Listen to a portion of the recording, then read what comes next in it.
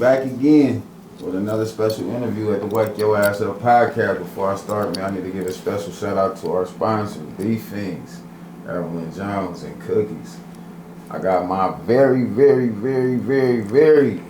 dope ass motherfucking extraordinary producers in the building, man. I call these niggas, you know what I'm saying, these the two Dr. Dre's in one. You know what I'm saying? What's up with bro? Salute, what's happening, Bird? What's up, bro? Come on, man. What's up with Come on, man. Yes, sir. This is a true honor to have you two brothers here, you know what I'm saying, on this day. Thank you for having us. Let's start from the beginning, you know what I'm saying? We can go one at a time, like. How did you brothers even meet?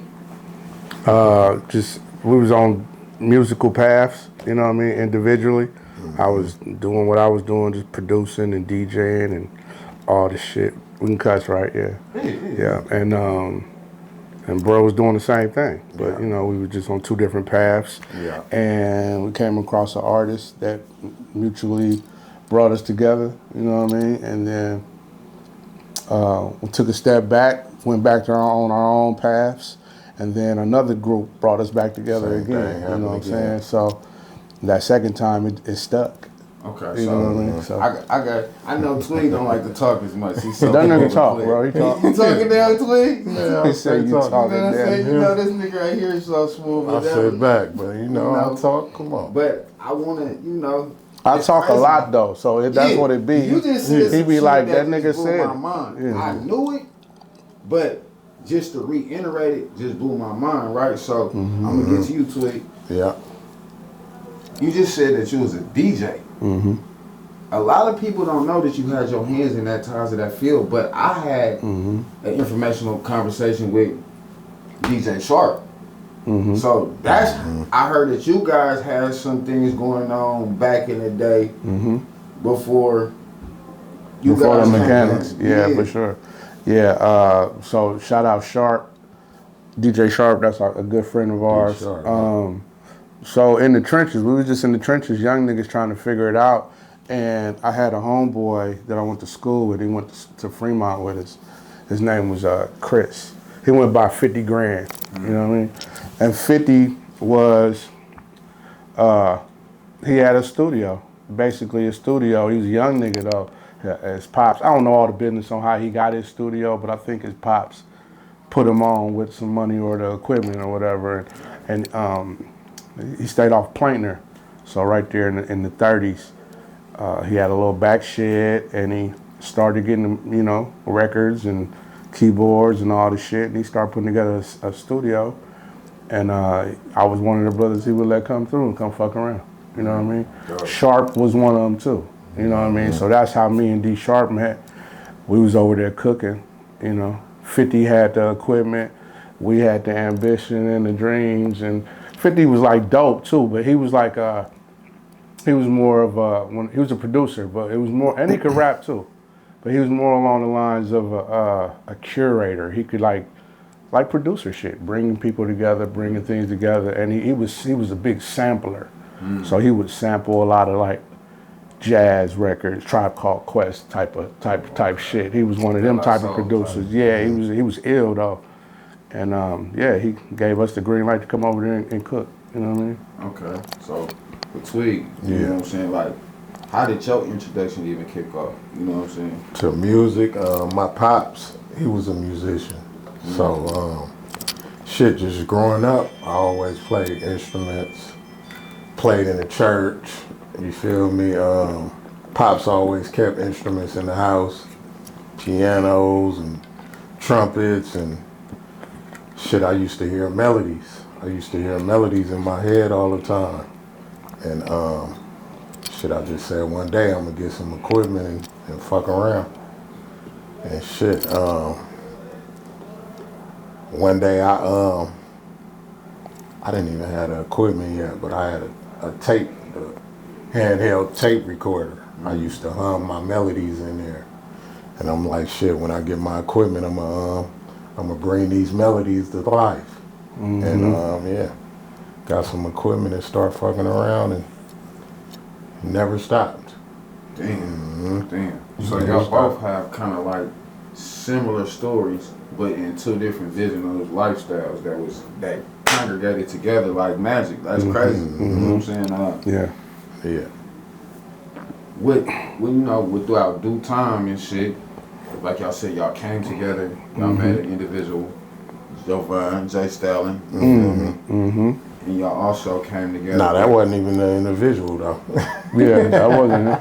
Yeah. So that wasn't the individual. It was before him. Before him. So, before him. You know what I'm saying? You have situations like Stalin. You have situations like hitters on the payroll. Yeah, exactly. So the hitters with Flesh Bird and all these different individuals. Eddie Projects, who is now Eddie Pinato.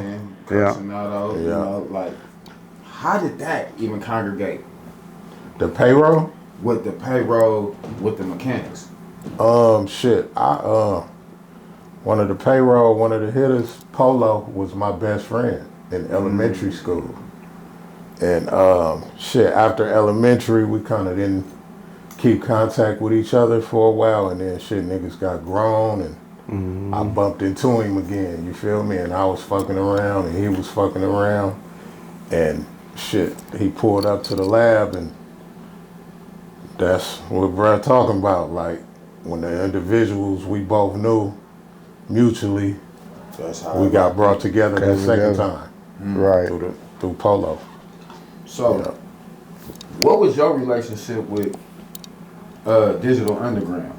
You know what I'm saying? I know, like you said, you was a DJ, but what was your personal endeavors, relationship with them that made you a part of their sensational group? Okay, so we used to dance. So even before DJing, I was dancing and cutting hair, and it's layers and layers of shit that this hip hop shit took me through a roller coaster of things, right? But dancing, I used to dance, and me and my homeboy, we was a group kind of like Scoop and Scrap, Lover for Big Daddy Kane. We was dancing for niggas that was rapping. And we danced for a group called 24 Karat. We danced for, later on we danced for Saphir. You know what I mean? So Saphir was one. But dancing aligned me with another dance group called Razzle Dazzle. And one of them, I went to school with one of them, Mike Adcock. And Stevie went to Berkeley High, but they was called Razzle Dazzle. And these niggas, they danced. And when I tell you these were the illest niggas you ever seen, these niggas was the illest. If you go back to the Humpty Dance video, you see these niggas diving over each other and doing a split and dive under them and all. That's Razzle Dazzle. Those was my brothers who I danced with and practiced with. So at the Humpty Dance video, and there was others, there's more attachments to this story, but Shock G and Mun saw Razzle Dazzle and was like, we want y'all to dance for Digital after the Humpty Dance video. So because we was already aligned on some dancing shit, that brought all of us around Digital. So now I'm around DU, but I'm cutting hair, I'm dancing. I want to DJ, but I ain't got the equipment. But Mun and them, they signed, at the time, they were signed to Tommy Boy. So now I'm around the studio. Now I'm in the studio. Now I'm in there with Shock. I'm in there with Mun. I'm in there with Pee Wee. I'm in there with Pac. I'm in there with Otis and Smoothie Smooth. All the niggas. I'm around them. But I'm a young little nigga. You know what I mean? So from that point, I just started soaking up all the game I could, and niggas gave me access to the equipment. You know what I'm saying? I was already kind of fucking around, like I told you, where me and D Sharp met. I was fucking around there, other little studios, but that became a new home. You know what I mean? And then I just came up the ranks.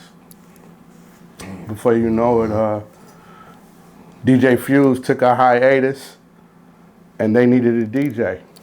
This nigga already right here making beats. He DJing, he doing all the shit. Get out the job. So I got the job.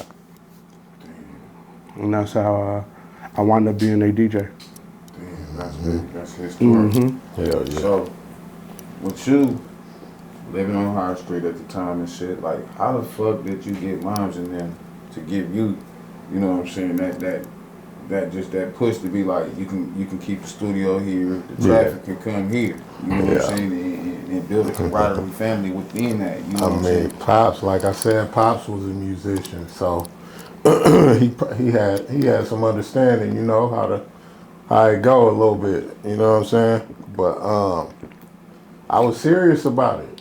You feel me? Like when I was young, like a kid, probably like 12, 13, like Christmas come around, you know, you get clothes and bikes and shit like that for Christmas. I wanted equipment. And it was only one piece, you feel me? That shit was expensive. So it was either you get the equipment or you get some clothes. I picked the equipment. You feel me? So yeah, I was serious about it. I was consistent, you feel me? And shit, they believed in me and took a chance with me, and they dealt with a lot, you feel me? Cause I had the whole hood coming through that thing, you feel me? Inside the house before it was downstairs. I had everybody from the hood coming through. Everybody was rapping. Niggas in there smoking and shit, and you know they on our line about that. But yeah, they let us get down. You know, they let us get down, and then eventually the house a duplex, so the downstairs, it used to always be rented out, and it became vacant. And I asked Pops, like, you know, can I build the studio down there? And he gave me the green light. Me and him built it. We built a lot of it ourselves. Yep, built the studio down there, and shit, we had a run. What's the name of that motherfucker? Every studio got the garage. They follow us everywhere we go. So y'all still fuck with the garage because of the concept of the mechanics being working at the garage, right? Yeah, for sure. Everything, it all fit together. Yeah. So, what was y'all thinking about in the nature of the environment that y'all was in to come up with a name like the fucking Mekanix? Our folks came up with the name. Yeah. You know, My homegirl Lee Esther, rest in peace. Yeah. She played basketball. She was like a point guard for I forget what college, but my oldest son at that point in time, I was like, he was with me almost all the time, like almost every day, almost. But he played ball, like really. He's super talented. Probably could have went pro. Like he's super talented with basketball and music. But I would bring her around to train him, like on this, you know, because my daddy ain't put a ball in my hand since I was like 8. So I didn't have all that coordination, you know what I mean? So I wanted to make sure he was gonna be saucy. So I brought her around, so she'd just be hanging with me, and just, you know, from there we had a bond. And I would bring her to the studio sometime with bruh. She'd pull up and just hang out with us, and just we'd be in there cooking or doing whatever. And one day me and Tweet was having a conversation about, man, we got all these beats we just started making, man. It looked like we got something here, maybe we need to call ourselves something, man. She came out of nowhere, bro. She said, off the back. What she said? She's like, y'all should call yourself the Mekanix. Just like that. It was that easy. That fast. Like out of thin air, bro. And that shit stuck. See, what she didn't know was that, man, we done told this story all the time, but my grandfather had an auto shop. My father worked on cars. My uncle had. I come from a long line of motherfuckers fucking with cars. Working on cars, though. And Tweed fucked with cars like crazy. He loved cars, vehicles and shit. So it was like, it was really a no-brainer. You know what I mean? It's like, damn, I don't know how she did that. It just shows you alignment. God had that. The God put that on her to tell us that. Because I'm telling you, Bird, as fast as he just said it, that's how she said it. That's how fast it happened. I'm like, bro, we need to call ourselves. She said, y'all should call yourself the Mekanix. Just like that. Just like that. Just like you know, that. It's even deeper though with the shit because y'all have your own unique value of how y'all spell it with its own style of acronym to it. You know what I'm saying? And what made y'all do it like that instead of going the normal sense of how a mechanic is spelled? We different. You feel me? A nigga ain't trying to do nothing normal. You feel me? A nigga always trying to push the envelope and stand out some type of way. That's what hip hop is. Spelling, you know what I'm saying? That's what hip hop is. It's taking what people thought it was and making it something else. Like even with the turntable, you think the person that created the turntable thought that one day somebody would be scratching against the needle? No, because it wasn't meant for that. It was meant to put it on the needle and just listen to music. And then somebody said, nah, nigga, wiggy, wiggy, wiggy, wiggy. And the mother was like, what the fuck is you doing? You about to wreck the record. Nah, nigga, this sound good. That's hip hop. Changing what you thought this shit was. And that's what we did with the name. Mekanix is like, everything we do, we try to tweak it. Try to do that go into everything we do, Nigga ain't trying to just be normal. Be regular. We're not regular people. You know what I'm saying? Nigga, you going left, we gonna go right. You feel me? Like, nigga trying to do something different. Always. How do you guys feel about the state of hip hop today? I feel like motherfuckers, not everybody, but a lot of people using this shit like a lick. Like they don't care about it really. They don't love it. They see everybody doing it and making money off of it. Like how I talked about earlier, how Christmas, to get a keyboard, I couldn't get nothing else for Christmas. Like you could put out a song off an iPhone now, like off a phone. Like it don't cost nothing. Like, but that equates. What he's saying is that his passion was so heavy for the music that you can keep food, you can keep the clothes. I know y'all getting Atari or Nintendo. You can keep that, you can keep that. My love for music gonna make me say, fuck all of that, give me this so I could create this music. But people nowadays are saying, on Christmas time, they saying, I want the PlayStation and give me the True Religion and I need a new haircut and I want a bike and I want this and I want that and and I want to make some music tomorrow.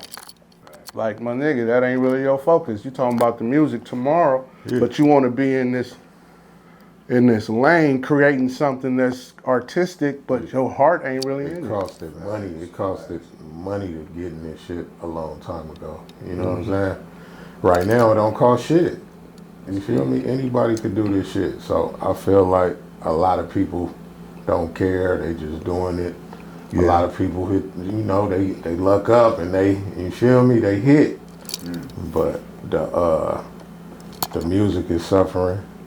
You know what I'm saying? Hip hop was dope until it was dope until, I'm not saying it's not dope now. I'm just saying it was more authentic before technology made it a little bit easier for everybody to do it. You know what I mean? Like, that made it where it's like, you ain't gotta have the love, but you can have the equipment. You can create it, you know what I'm saying? So, What do both of y'all define culture? Culture. It's what we live, lifestyle, right? Isn't culture like how we live and the way we do things? It's our own imprint on society. If you would ask my opinion, you know what I mean? Then just, the way people do shit where we from, you know what I'm saying? Right. Like that everybody could identify with, you know what I'm saying? Yeah, that's what I think about it. So when you say identify, right? Times have changed where you can really identify where an individual is from, what neighborhood, how they, you know what I'm saying, even carry themselves. Yeah. With things being different today, do you think that should have a domino effect on how we are accepted into the culture? Yeah, I mean, for somebody that don't really know, on the outside looking in, but shit, they gotta dig deeper. You feel me? Ask the right people about it. And they'll educate you on it. You know what I'm saying? They just gotta do their homework. Yep. What you think about that? I agree. You said the word right out of my mouth. Dang. Yeah. Man.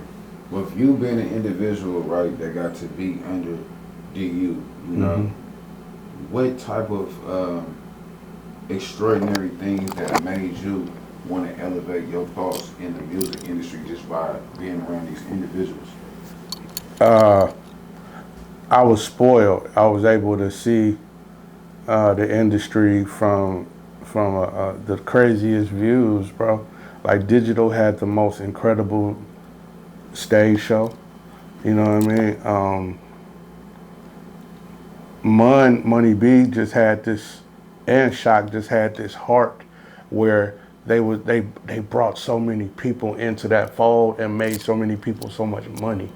You know what I mean? And then Pac, just watching him go from the nigga that everybody wanted to beat up in the house parties to the iconic superstar he became, to Clee, to the Loonies, to Clee, just a solid nigga. Shout out Cleveland, man.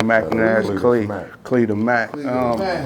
I was able to learn so many life lessons from them guys: how to move around, how not to move, how to be in the city amongst a bunch of people that you don't know, but everybody know your face because you on the bill to come to the city next week, and you got to deal with all these people coming up to you to shake your hand and all this shit. And we come from the streets. So when somebody walk up on you, you don't know if he coming to rob you.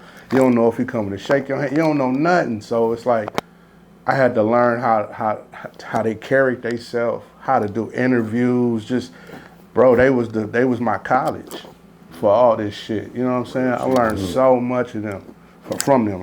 You know what I mean? So when the part that you play with the production, right? What is some of your favorite, ideas that you put in with helping creating when you give your piece of your testimony to him and he had his magic? Shit, we both do everything, but I love them bass lines, man. I love them bass line, I love them chords. You feel me? But shit, he can do the same thing. You feel me? We both can do it all, you know what I'm saying? And it ain't no formula to this shit. We just get in the lab and however it go. It ain't no certain order. It ain't no this come first, he do this. Shit, we just get in there and that's just like I said with hip hop. It's just us creating. We just we like to come in and just based on how we feeling and what we thinking or what's going on at the time, and we go from there. It ain't no set blueprint. Yeah, like, we might talk about something or it's a certain artist we cooking for, and shit, he might be like, I got an idea. He hop on the keys, and then we just take it from there. Vice versa. Or he started, and then I'll be like, okay, I don't even need to touch it right here, but start the beat off like this and sequence it like that, and this should be for the hook, and then just the song structure or the sequencing of, it's so many different ways. Too. Like everybody think that shit just playing the keys and the musical part of it, but even like how he said, that shit could change some shit up. Just saying, oh, do it this way or sequence it like this. Like, that shit is important. It's producing. It's not just one piece of it. It's all of it. You know what I mean? It's all of it. Sound selection, tempo, clap or snap, snare, kick, East Coast, West Coast, trap, hats, how we gonna do, sample or not, what's the hook gonna be, who's the artist gonna be, it's all these different questions, and that's what's beautiful about being creative. You can create into what you want it to be. Ain't no rules. So that's why we don't produce with a set way of how to do shit, because that's too constructed, like, you know what I mean? So we just get in there and throw paint on the wall. You know what I'm saying? Yeah.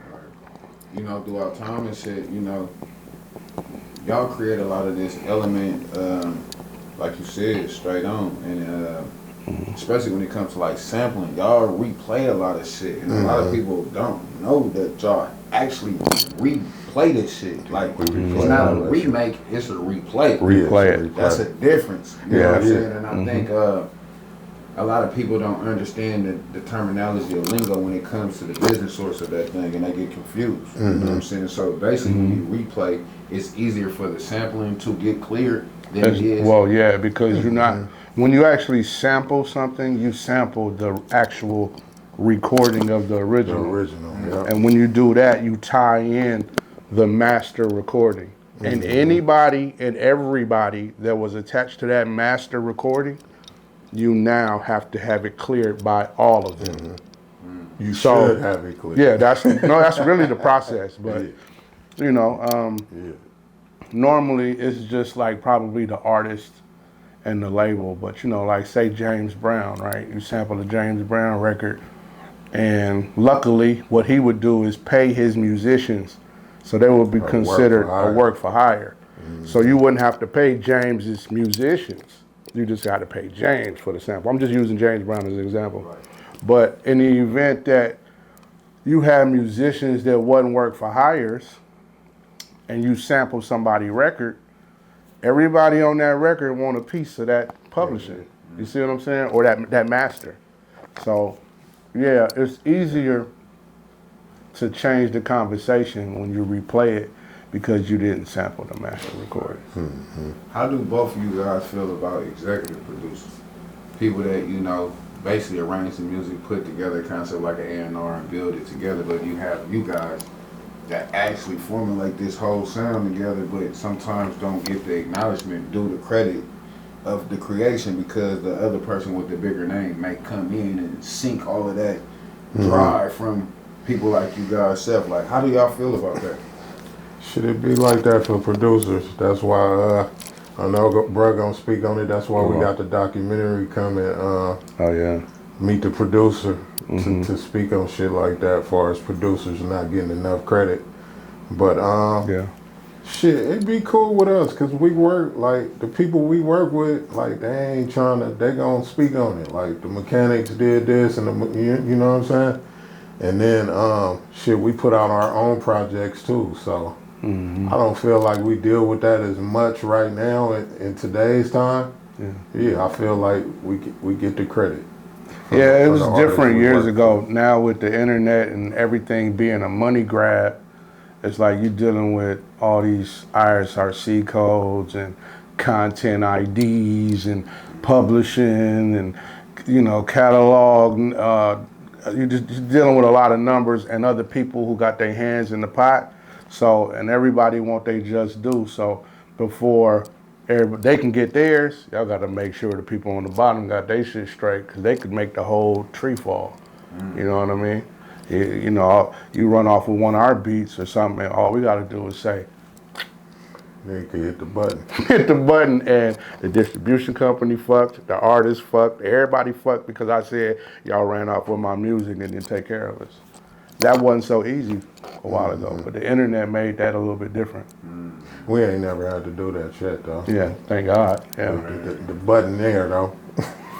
No, but you know, we recently had a situation we just rectified with an artist who he had a problem.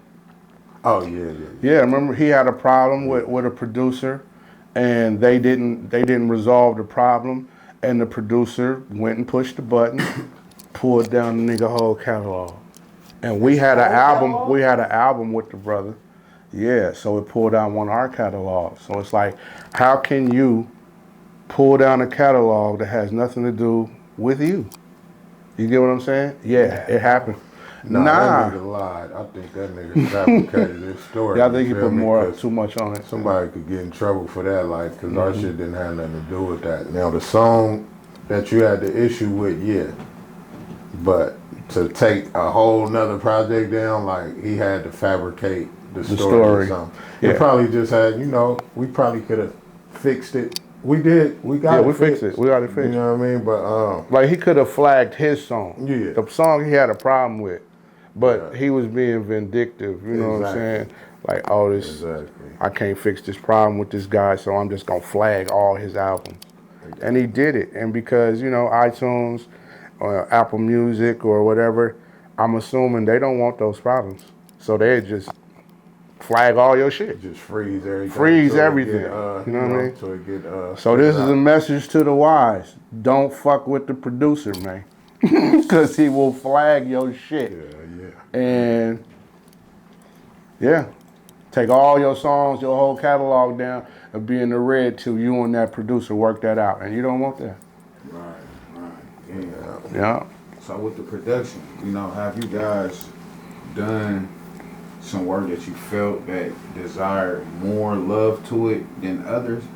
Or do you feel like some of the music that you have done have got to that quote to where it deserved where it's at? Say that again. Say that again. Say it again for Tweet. Say it again for Tweet. Say that one more again. Process. You know what I'm saying? Have the music that you guys put out, right? That we put out. How you feel like you work with any of the people that you think that, or have you felt like the time that you have put in has been well worth it to where y'all deserve it? Nah, hell no. We ain't never satisfied. We ain't never like, hell no. It's always room to grow. You feel me? Yeah. It's always room to do better and to elevate more. You feel me? We always feel like that. We ain't never shit. Did he answer the question? Did he answer? Yeah. Still trying to get it out the mud. Yeah. I'm just making sure. Yeah. Nah. It's always room for improvement for sure. We always think like that. Yeah. So when you guys at the drawing board, y'all coming up with these concepts, like, what do you guys be like feeling like? Is it a daily feel, or is it a mental feel, or is it life feel, or is it just the love of this shit? What you mean, for creating or producing? I think it's a combination of all that shit. Like, depending how we feeling, or if it's if it's a certain direction we need to go in for a project, that's where our mind at. You feel me? Or if we just freestyling, it might be shit what you going through in your life right now. You might be happy, you might be upset, so a nigga gonna make some dark shit, or a nigga might be feeling good. It might be some feel good shit. Yeah.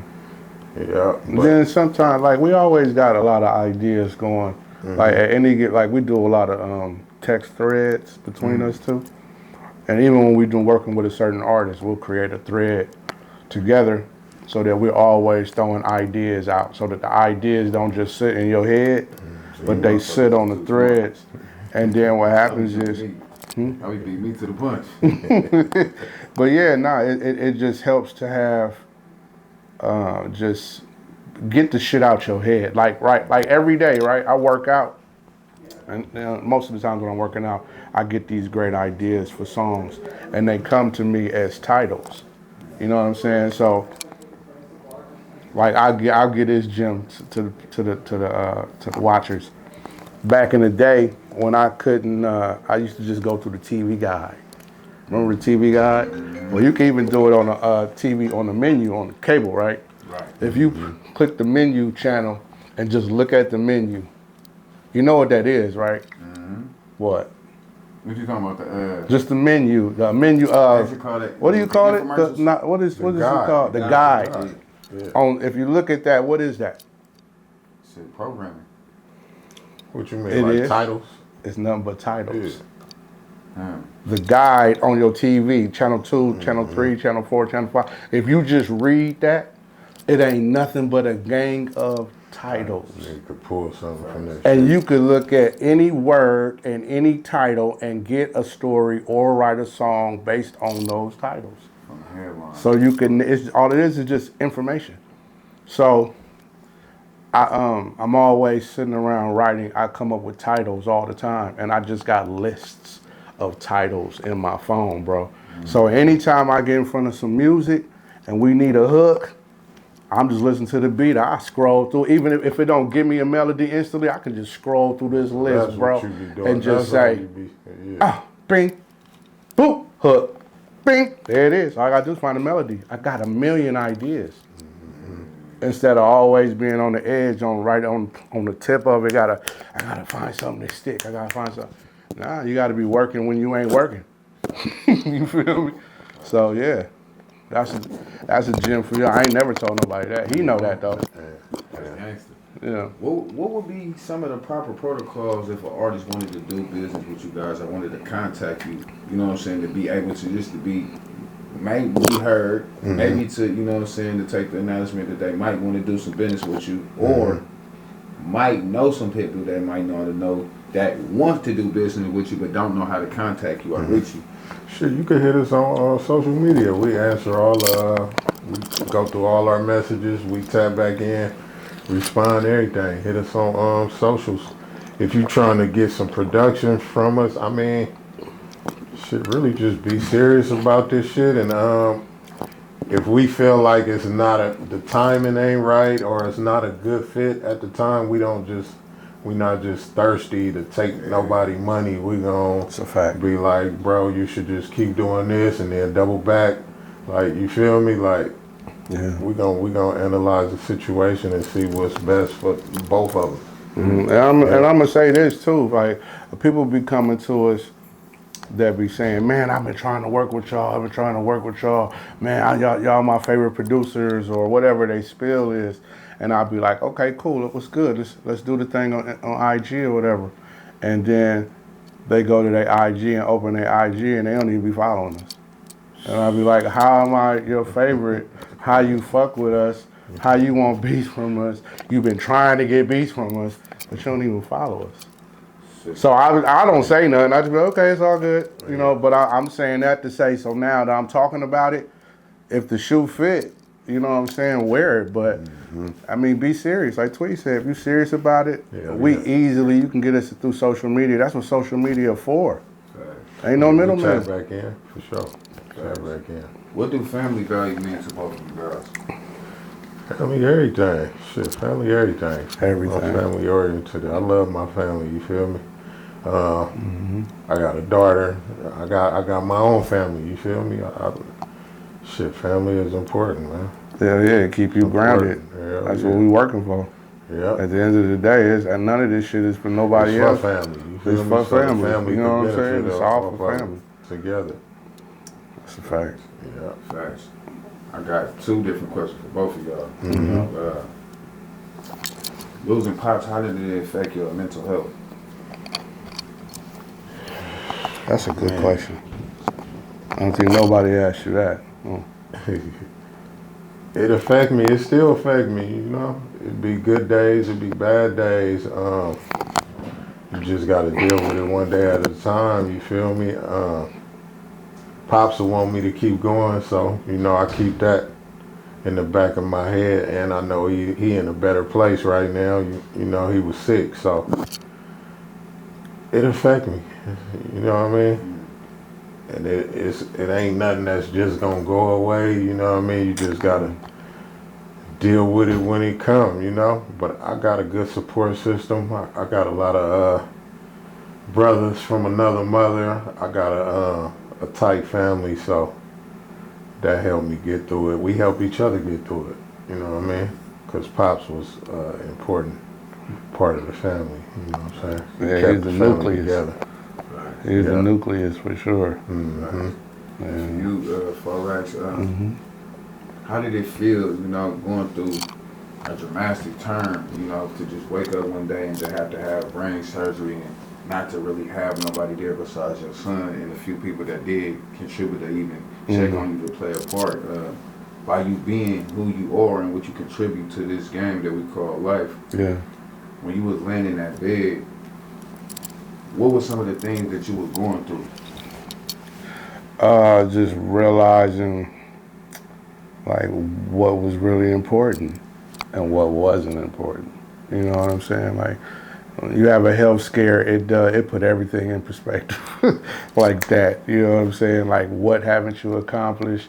What isn't in order? And you know, yeah, it was a whole ordeal. It was a lot to really kind of wake up to and kind of say, damn, I need to fix this or fix that or change this, or what if it all ends? You know, you just, it's a rabbit hole of emotions and thoughts that you go through when you know, especially I was super healthy all my life. And all of a sudden now they talking about, you know, brain surgery in 5 days. Like, what? Nigga, I ain't never sprained an ankle. You know what I'm saying? So yeah, it was a lot to deal with, but I'm a praying person, and you can't have faith, and you know, you can't pray and have faith and be worrying at the same time too. You know what I mean? You gotta choose one. Like, what you gonna do? You know what I'm saying? So I prayed about it, you know, and you know, definitely bros by my side the whole time. But But you know what's so crazy about yourself, bro? You very up-spirited all the time, even when you down. A lot of people don't even know unless you, you know, tune to turn that switch on before a person can feel that knowledge, because you always enlighten others when they get ready to enlighten themselves. You feel me? And this is just something that I know and just seen throughout my times of just being around you, you know, and just appreciating the fact that, bro, you know, you never understand the creation of a creator until you're around the creator that creates. You know what I'm saying? Heard that. That's an ill saying. Yeah, that's a cold one. That's an ill saying. You should write that down. Two brothers is much different when it comes to this shit, you know, and me having the first hand having to work with you guys, you know, and then seeing how you guys work at a time where I was leaving the streets and trying to find myself really into the music again after I was in the group, you know. And, yeah. Like y'all said, y'all take liking into those that are serious about their craft. You know what I'm saying? It's not really hard to work with you guys, but you got to be serious about what you coming to the table with. Hell you know? Yeah. As a man to another man, that's how life's supposed to be, to be giving respect and homage to each other and vice versa. You know what I'm saying? You want to receive whatever what you giving out. Yeah. And one thing that y'all do, y'all give out a lot of great deeds to the culture, regardless of y'all hear it or not, or feel it or not. You know what I'm saying? Right. In my eyes, it's well appreciative. You know, we love this place, bro. We love our city. We love our people. And, you know, we just genuinely want to see people win. You know what I mean? So we serious about winning, and we just want people to have the same energy. That way it's hard for any of us to fail. You know, the thing is, though, what we deal with the most, bro, is as simple as this, bro. For people to tell y'all, thank you, bro, and we appreciate y'all. You know what I'm saying? Like, it's simple words of just showing homage, bro. You know, keeping the culture lit, actually deciphering the sound that's been created in the early 90s and keeping it going. You know what I'm saying? Not losing the value of what it is to be an Oakland kid, a Bay Area native. You know what I'm saying? Y'all keeping it thorough and original, authentic, no gimmick. Where there's too many gimmicks that have been trickled down that cause the effect of what we have to ride with today. You know, so to see it in first vision, it's the only way to give y'all homage, to say thank you guys. You feel me? Yeah, appreciate you. A lot of times, bro, we wait till people gone. We wait till people can't hear things, but through a spiritual form to be able to give a testimony of appreciation. You know what I'm saying? And appreciation just going as just saying simple as thank you. You know what I'm saying? That contributes. You know what I'm saying? Just the times that your parents opening up doors to the community when they have to. You know what I'm saying? You being there and leaving the value of putting more time into the people when you have sons that's dope and talented. You know what I'm saying? And just thinking of just all of that, man, it's a lot that weighs on to people that understand, because I'm a man of the same values that live the same life, with having children involved with this, that see another narrative for the future and everything else. And it's not a pretty sight nor easy, because the things of what we've been shown today in technology is to be a follower and not a leader. So everything that we put our mind and soul into, everything say follow, and nothing is leading.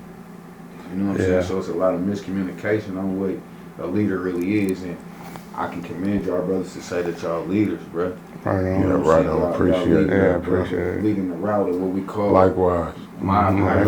You know what I'm saying? Keeping this order together. You know what I'm saying? Keeping this authenticity. You feel me? Yeah. A lot of times we have run away from ourselves because we don't know self. And you guys know self to keep this shit going. Yeah. So, you know. No, I appreciate it. And even with you saying that, you want to kind of put the message out there to the people, like, we have to like take a chill pill sometime and just kick back and look at your surroundings, and those who are contributing to your life, acknowledge them. You know what I mean? Because, like, I look at, like, what the hyphy movement became and all of that, and, like, I hate that Dre was never able to celebrate this. Mac Dre was around niggas all this time, and I'm not saying people didn't celebrate him, because that's not what I'm saying. I'm just saying it took for him to pass for it to turn into this iconic, then a global movement. You know what I'm saying? And it should have been that while he was alive. Facts. You know what I'm saying? So we got to stop doing that. Stop waiting till it's too late to at least acknowledge it. You know what I'm saying? The things around you that you respect or love, or you know. Yeah. So I got a couple more questions for y'all. Shit, we here. We on your time, bro. When you have people like Scarface that have played a domino effect in this game, you know, for a very long time, and to have played a new part in his new endeavors in life, because he done came into the point to where I'm not putting nothing out towards the manipulation of the apples and all of that. You know what I'm saying? So for you guys to be able to get him on the record, to be able to put it out on that type of value, that's very special. Very. Yeah. Very. I actually heard this with my own ears coming out his own mouth, to hear that, and then to see my fellow brothers, my peers, actually come out with a record. That's major, because these are some of our favorites that, of course, you know, that we looked at it as my face, mine. You know what I'm saying? The mine. For sure. So it's you know, Houston, Texas, and all of that. It's so close to us. You know what I'm saying? From early days, from having Yuck with the Rap-A-Lot families and the Seagrams, and you know what I'm saying? It's so close knit with us that it was it's a beautiful thing, man. You know, we know we blessed, bro. Like it's so many situations that me and Kenny or me and Tweety talk about. Like it's like I don't know how we was. That's alignment. Yeah, this guy. We always say it. It's alignment, bro. You know, when nobody else could get a face record, we got a face record. There's a long list of them shit. Like even our two artists was, to me, hands down the illest artists that we've seen in the last 15, 20 years, the Styling and Nate. Like, I mean, love Jack, love Keek, all the stars, but what we had with Styling was just, how the hell did we get that situation? It was, I can keep going. We still here. Yeah, and I can keep going. It's just a lot of those situations. So we super blessed. That's why we so humble, bro. Because we see the blessings. You said that about Styling and Nate that I was gonna go to either one of them two. You know what I'm saying? She's a beautiful singer, you know what I'm saying, that never got her due diligence, but you have heard her vocals on so many records, on back end.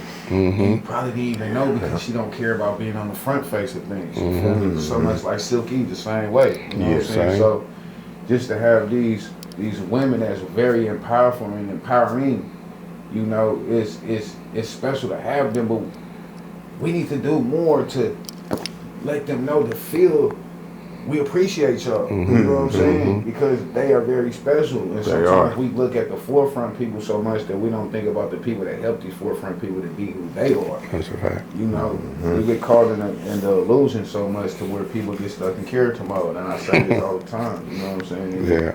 It's a fucked up purpose, but when you understand your driven purpose, you add more onto the equation to get the answer instead of worrying about the problem. Right, instead of worrying about the problem, right. So, you know, one thing I want to ask you both is, how do you feel about the young man that's trying to get into this game but getting caught in the fact of what we call today politics? It's just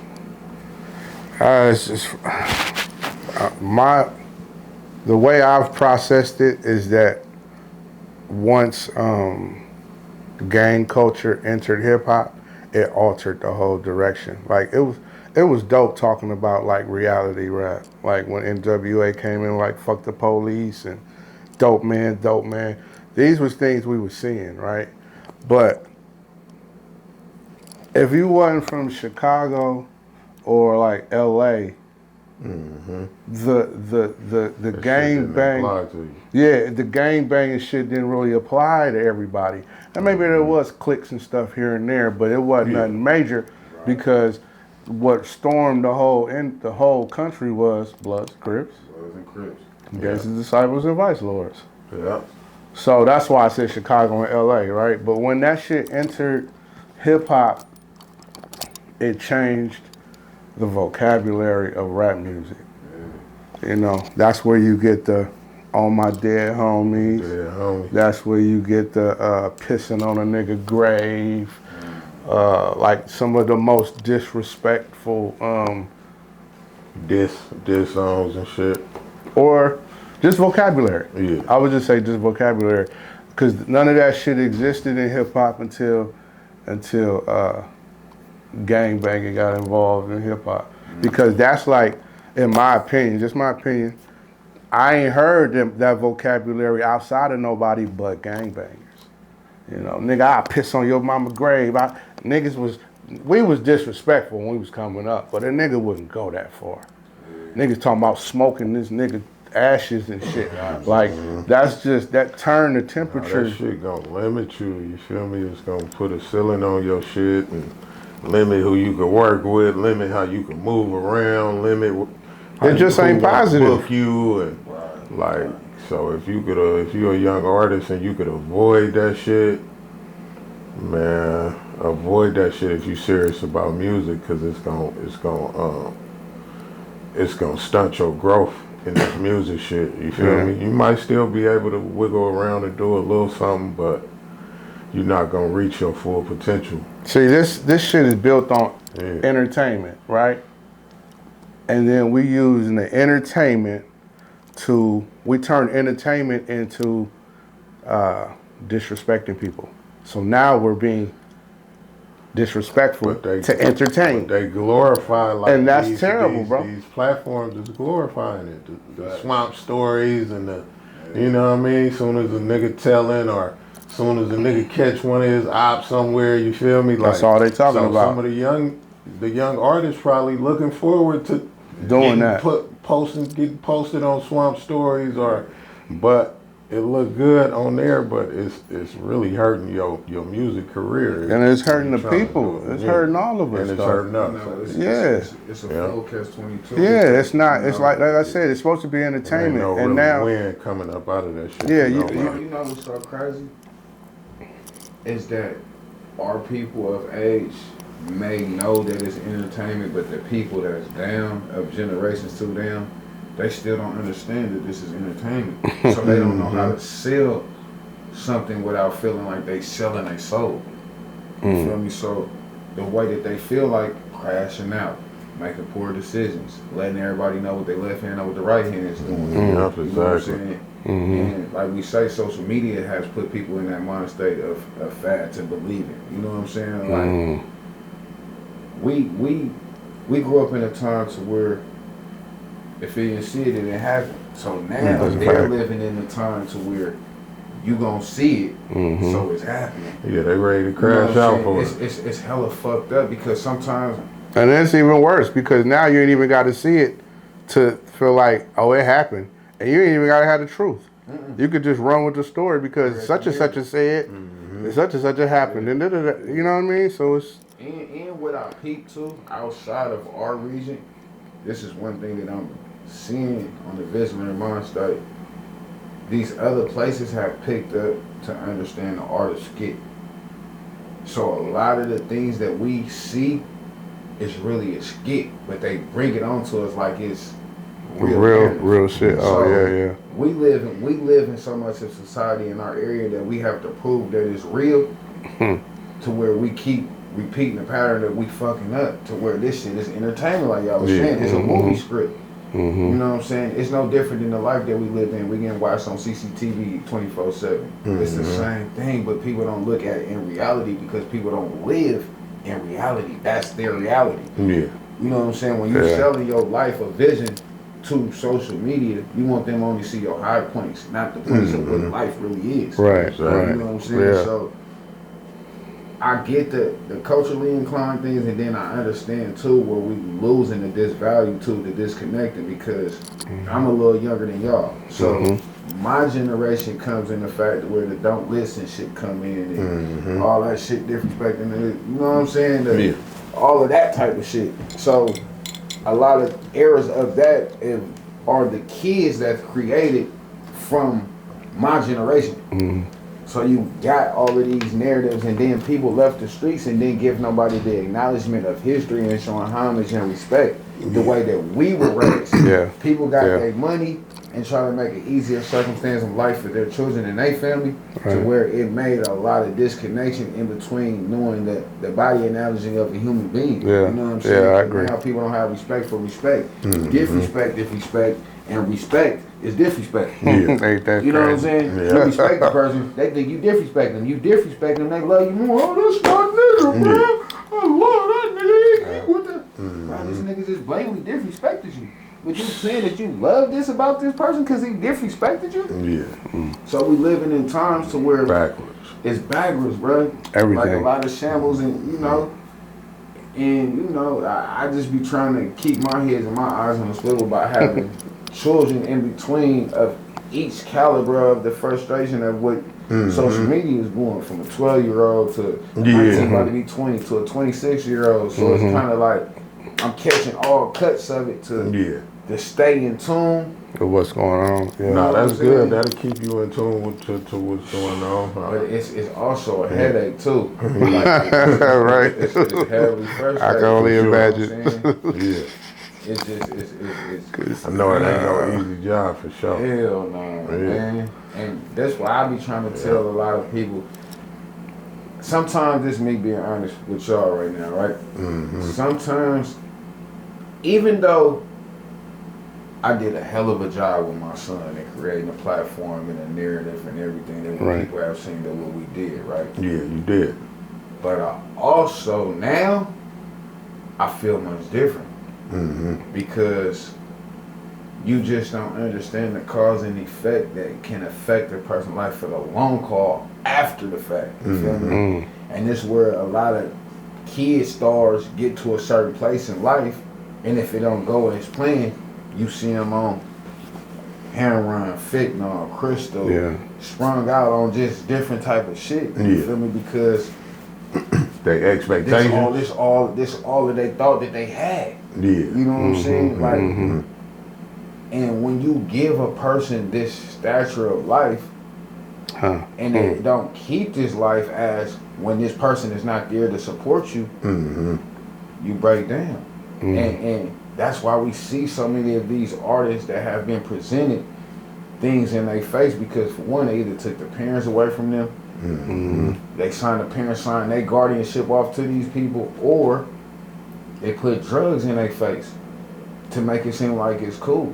And our body of drugs of African American community is served, and that is liquid heroin. You feel me? And a lot of us come in that narrative where that shit is cool because we have seen the Texas people. We did see people like Wayne. We seen people like of our stature of favorites doing it. You know what I'm saying? So we tune to pick up and grasp all the negative values and make them positive, and the positive values and making them. Well, that's the training, like of, not to cut you off. That's the training of the programming of niggas, bro.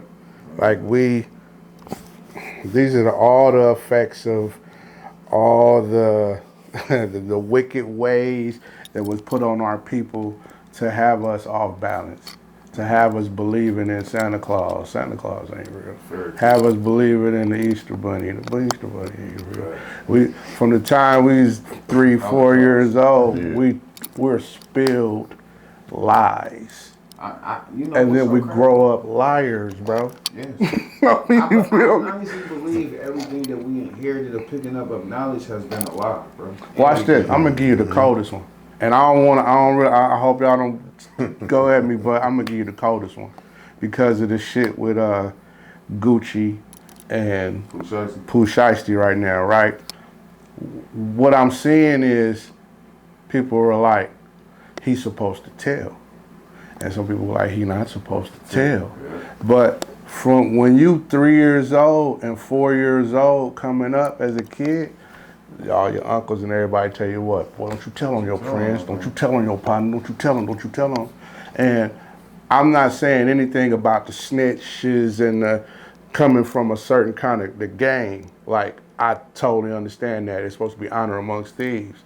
But in a society where we all need to exist and come up and grow together and be a better society, you have to have some rules in place that make sense, that keeps things in perspective, right? So I don't know if telling kids at 3 years old don't tell is the right thing to do. I just don't know. We can have a comment. I mean, we can go back and forth. But you understand where I'm going with that, right? I feel with you 1,000%. And I'm just using that as one example that we are taught and fed bullshit since we are from kids, and then you wonder why we where we at. You know what I'm saying? We take in the fact that where niggas say fuck the police, right? Mm-hmm. This. But if you get in trouble, he gonna call the police. You see what I'm saying? So it's like it's contradictory bullshit. Like I said, we in childhood, 3 years old, 4 years old, preschool. Little mama, she go to her auntie or mama and them come pick her up, and she got a boyfriend. You putting that on a 3-year-old, 4-year-old already? Playing them type of games. You see what I'm saying? Like, but that's what they start putting. And even with the boys too. Oh man, boy, you better go get that little girl, man. You got a little girlfriend, my nigga. When I go pick her up, we start glorifying all this shit and put it on the kids, and that's what we grow up with. Hella lies, hella bullshit, hella programming about shit that's gonna do nothing but fuck us up by the time we become adults. I was saying that about, you know what I'm saying? How we tarnish the kids' lives on when somebody died, right? From the hood. What do niggas do? They bring their sons or their daughters. Tell little Nene, little butt, throw up the hood, little butt, throw up this, woo woo. Okay, he's 6 now. Yeah. But in 6 years, he gonna hold on to that. And he's holding on to that. He gonna hold on to that. It's a recycling. We passing it down. You know what I'm saying? I'm from the hood. That's how I was going about even with the police situation, right? We both know more niggas than got killed by niggas than police, but a nigga will tell you fuck the police. For sure. But this is the fucked up part about life, right? How we scar our people, right? A motherfucker would say, fuck the DA, fuck the judge, fuck the lawyer, fuck the mayor, fuck the governor, fuck the president, fuck the prosecutor, fuck. So, and you said this in front of the kids, right? Right. What jobs are you leading them to left to be? Robbers, stealers, thieves, backdoors, snakes, freaks, strippers, hoes. You see what I'm saying? And this is the shit that our community would be like, hell yeah, hell yeah, hell yeah. But then something go wrong, then motherfuckers doing the weird shit. Just like how. Another analogy. Everybody complain about the crime now, but all you same dumb motherfuckers voted to defund the police. So how do this work? You either want one or the other. Right. There's no in between. So we have to figure out the in between is just being you and being real. But see, we don't come to that conclusion till we've learned.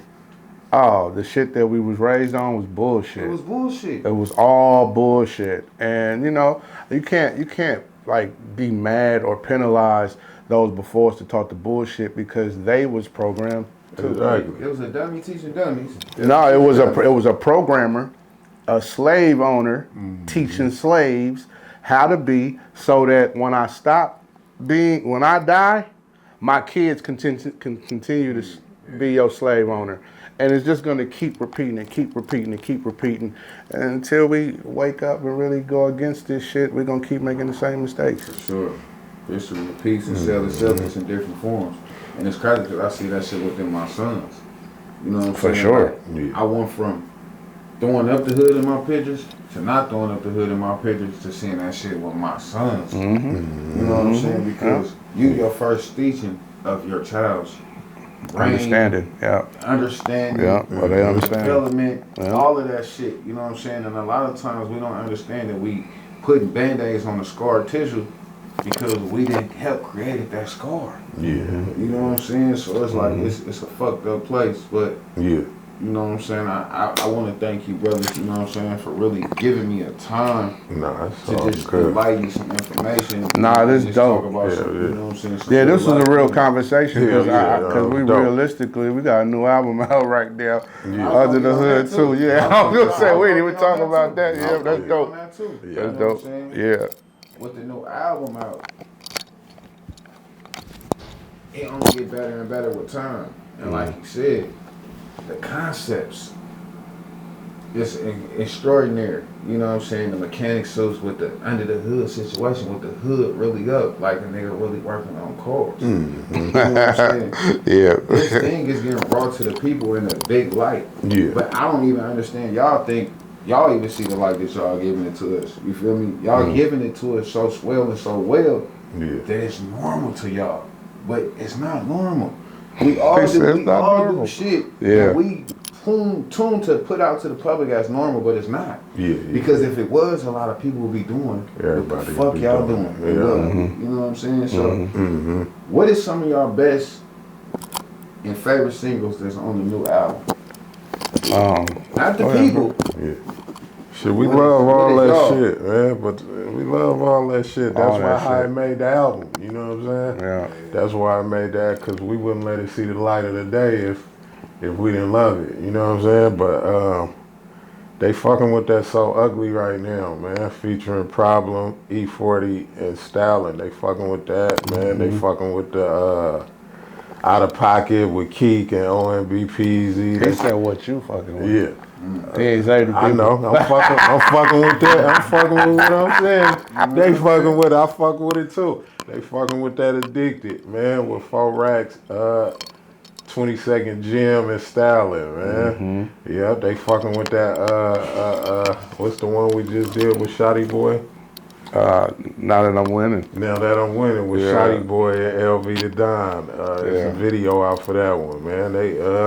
I love all that shit, man. All that shit. I love like you said, that. if it made the album, if it came out, we was in love with it. Because there's a lot of records that we have for this, but we, everything can't go. Not right now, anyway. And we love that shit too. Yeah. How the fuck do y'all put the collaborations with these artists on it? Like, do y'all be like, okay, this nigga sound good with this nigga, or y'all just be like, just trying shit? Like, it be calculated. Really thought process. That shit calculated. It's really some thought put behind that shit, because we want to make it special. You know what I'm saying? We don't want it to just be any collaboration that anybody could do.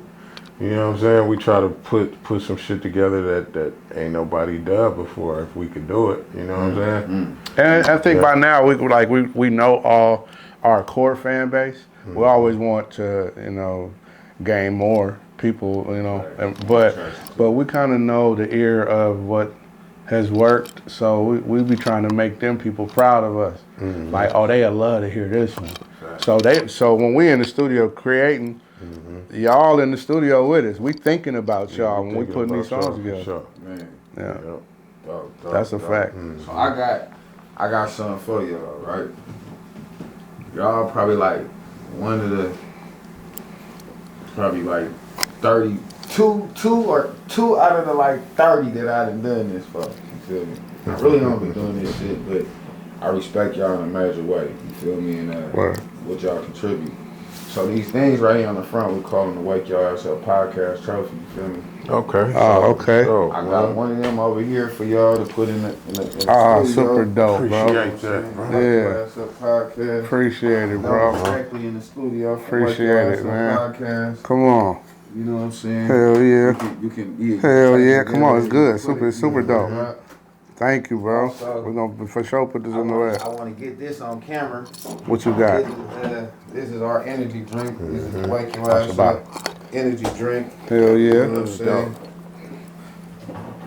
So, Come on, man. I don't know if y'all want to try it on camera, because that's what I've been doing. I've been doing it. I ain't gonna lie, I don't even drink energy drinks.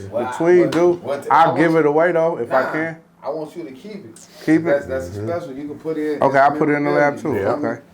Yeah, I'm gonna fuck around and drink it, bro. I ain't had an energy drink in about. Last energy drink I had was shout out Showtime. When Showtime had those 100 racks. Remember 100 racks? Juice. I ain't even drink. I think. Yeah, hyphy juice might have been. Yeah, you might be right. Tweaking. The flavor very slap citrus. off there. Wake I'm your ass gonna up, try it man. right quick. Hold on. I want. We gotta record. You. Okay. Hold on. Hold on. Okay. We gonna. Let me end it right. Yeah. You know what I'm saying? I wanna be able to give my gold bars and my flowers and my roses, man, to my peoples while they hear, while they can smell them, while they can touch them, while they can hear it, while they can see it. You know what I'm saying? I just want to tell y'all, thank y'all, bro, for everything that y'all can contribute to this game, bro, to this life, to this music, to this culturally family that we call the Bay Area, bro, the town, east, west, north, Oakland, all the shit, bro. Thank y'all, bro, because a lot of times we're afraid to show homage, and homage is always needed and always due. You feel me? Especially at these time and needs of what we call life. You feel me? Sometimes people just need to hear to say y'all doing a great job. That's right. You know, just as simple as that, bro. And like I said, bro, thank you again, bro, for giving us a part of y'all lives and letting us be a part of y'all lives to have this shit that we call mild music. You feel me? Mild hyphy. You know what I'm saying? Thank y'all again. You know what I'm saying? Like I said, I wanted to give y'all what y'all up. You know what I'm saying? Blessing from us, the Wake Your Ass Up family. You know what I'm saying? To the legendary Mekanix, man. Love. Thank you, brother. Love, bro. Appreciate it. Thank you for having us, bro. Sorry for giving me y'all time, bro. It's all good. We're here, man. Thank you for just giving me the endeavors. Thank y'all for even pushing my music when I was in the game. For sure. For sure. We came up with a legendary hit record. Earthquake, crazy. My crazy ass came with. I like that other one too. That Tasty. That one too. That was crazy too. Not that one. It's one more. The last one we did. The very last one too. I was like, this got potential. We got about 6, 7. That shit had a lot of potential. I'm like, oh, I can't think of the name of it. You did a video to it too. I remember we went down to LA. We drove to LA to do the video. Yeah, that was Earthquake. Earthquake was dope. I saw you doing the you spoke on it on the Beat the interview. I was like, that's dope. Yeah, you talked about Shock. Shock pulled up on us. Yeah. So even before I ended, these two brothers right here, man, we came up with a record. I called them that I wanted to create a different sound than what they normally had. You know what I'm saying? So I get on the phone with Tweed. Tweed called Forex, me and Forex on the phone for hella long, trying to figure it out. He like, nigga, come to lab. I'm like, I get over there. I'm telling them I wanted a recreation style of, it was one of them Southern songs, and it was a repeating song, but I was like, I want to do it in the Bay way. You know what I'm saying? And we came up with the concept. Came up with the earthquake shit, and it's crazy because us being from Northern California period, we got earthquakes. Right. The way that I did it was hella crazy because I remember when we was kids, they used to tell you to stop, drop, and roll, and you ain't with that. Made that actually a song. The hook, you made that stop, drop. Roll, that shit went crazy, bro. I love that record. We got some big light on it. Yeah. We got some cameo spins. I was actually able to put the video on MTV Jam. Then Carson jumped on a remix. Yeah. I can actually say I'm one of the first artists in Oakland history besides Pac them to actually have Shock in the video. Oh yeah. You know what I'm saying? He was in the video. Hell yeah, he pulled up on it. Cause I hit him like we out here. And that nigga was available. He was excited. So we stayed at Clee House. Did we stay at Clee House that day? We stayed at Clee House. Yeah. It was exciting. We had a good time. Yeah, we stayed at Clee House. I still remember that shit. I ain't gonna lie, I was playing with little cheese. He was have a bent out. Yeah. Had my black belly, dude. Yeah. I forgot about that. That's right. It sure did. You know what I'm saying? It was a good time. Good times, bro. And I really appreciate y'all. We still cooking. Some good legacy, some great music, and some great times. Yeah. Like, y'all brothers been giving a lot to this culture for a while, bro. And that's all. I just wanted to pour my love and my solidarity to you, good brothers. Thank you, brother. And keep going with Duty. Duty, we see you. Oh man, Duty. Duty going Wake crazy. your ass up, Duty. We see you, Duty. Keep going. Come on, Duty. Keep going. Yes, sir. Here, man. Come on. They waiting for you, man. The OGs, man. Come on. You don't really hear that too much season talk about the OGs. Oh, man, we keep our eye. Duty been at it for a minute, man. Shit, he ain't know to this shit. He almost 10 years. That's what I'm saying. He been at it for a minute. Time. He ain't no rookie. He sees He it. started at 9.5, about to be 10, and she 19, about to be 20. So. I see when we met Duty, he was younger than that, right? He probably around what? Nah, you was picking him up from school. Yeah, when y'all met Duty, he was 4 years old. Yeah, that's what I was saying. I remember when he was little. He had to be about, I thought about 5 or 6, but yeah. He was 4. Yeah. We met him at the first video. Nah, he was bringing him to the lab. Nah. When we first met him, It was a video in shoot San Leandro. in San Leandro. You did a video shoot. Oh, you talking about that's when I did. It wasn't our song. It wasn't our song. That was that featuring And I think Beta brought us. I think Beta was the reason we came or something. Yeah, it was. And then that's how we first met you. And you had Duty with you then. Yeah. And he was little. He was little. But he was running around and everything. I'm like, okay, yeah, right. So that was the first time, if I remember correctly, when we met Duty. Yeah, I still be remembering some shit. I don't remember everything. But that goes to show how much of an uncles that y'all is to me. Y'all remember that Duty.